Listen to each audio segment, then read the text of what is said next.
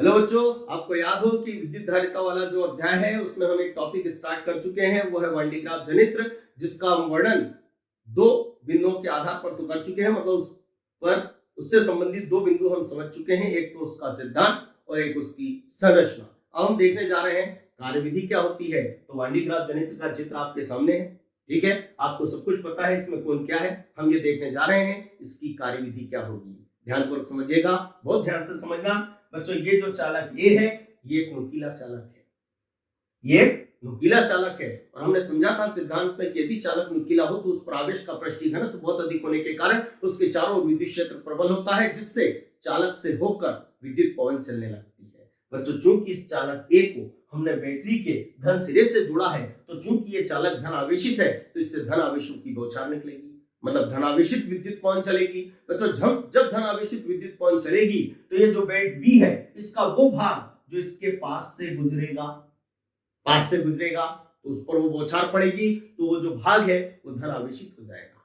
बच्चों, वो धनावेशित भाग जब ऊपर की ओर जाएगा, यूं घूमेगा, तो ये धनावेश को कहां लेकर जाएगा? ऊपर की ओर लेकर जाएगा।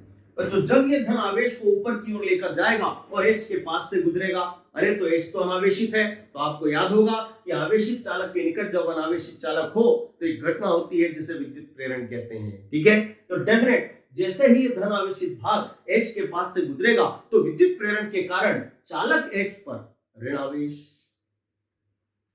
आवेश और गोलीय चालक की सतह पर धन आवेश प्रेरित होता है। चूंकि चालक H नुकीला है तो इससे भी होकर विद्युत पवन चलेगी, लेकिन कौन सी विद्युत पवन चलेगी? तो चूंकि ये ऋणावेशित है, इसलिए ऋणावेशित विद्युत पवन चलेगी, जिससे बेल्ट बी का वो भाग जो धनावेशित होता है वो आगे बढ़ने से पहले उदासीन हो जाता है। और ये क्रिया जब बार बार चलती रहेगी तो आप देख रहे हैं कि H का जो ऋणावेश आता है वो तो बौछार के रूप में अर्थात विद्युत पवन के रूप में निकल जाता है, लेकिन S पर निरंतर धनावेश की मात्रा बढ़ने लगती है, ठीक है। बच्चों, कभी हमने पढ़ा है कि विद्युत विभव जो होता है ये आवेश के अनुक्रमानुपाती होता है, ऐसा हमने अध्याय 2A में पढ़ा था।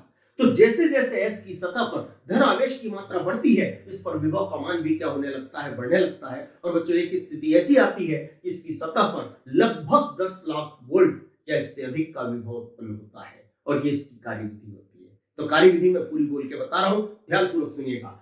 चालक ए नुकीला होने के कारण इससे होकर धन आवेशित विद्युत पवन चलने लगती है। बेल्ट बी का वह भाग जो इसके पास से गुजरता है धन आवेशित हो जाता है। यह धन आवेशित भाग जब चालक H के पास से गुजरता है तो विद्युत प्रेरण के कारण चालक H पर ऋण आवेश और गोलीय चालक की बाहरी सतह पर धन आवेश प्रेरित होता है। चालक H भी नुकीला होने के कारण इससे होकर ऋण आवेशित विद्युत पवन चलने लगती है, जिससे बेल्ट बी का धन आवेशित भाग उदासीन हो जाता है। इस क्रिया के निरंतर चलते रहने से गोलीय चालक S की सतह पर धन आवेश की मात्रा बढ़ने लगती है और अंततः इसकी सतह पर 10 लाख वोल्ट या इससे अधिक का विभव उत्पन्न होता है, और ये बच्चों इसकी कार्यविधि होती है।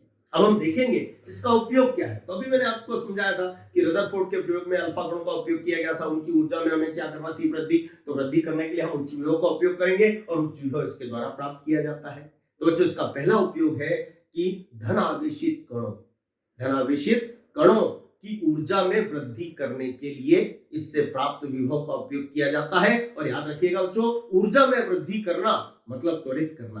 तो हम व्यवस्थित रूप से ये बोल सकते हैं कि धन आवेशित कणों को त्वरित करने के लिए इससे प्राप्त विभव का उपयोग किया जाता है। और दूसरा उपयोग क्या होता है? तो नाभिकीय अध्ययन में इसका उपयोग होता है, ठीक है। हम देखें बच्चों इसके दोष क्या क्या है। तो इसके दो दोष है।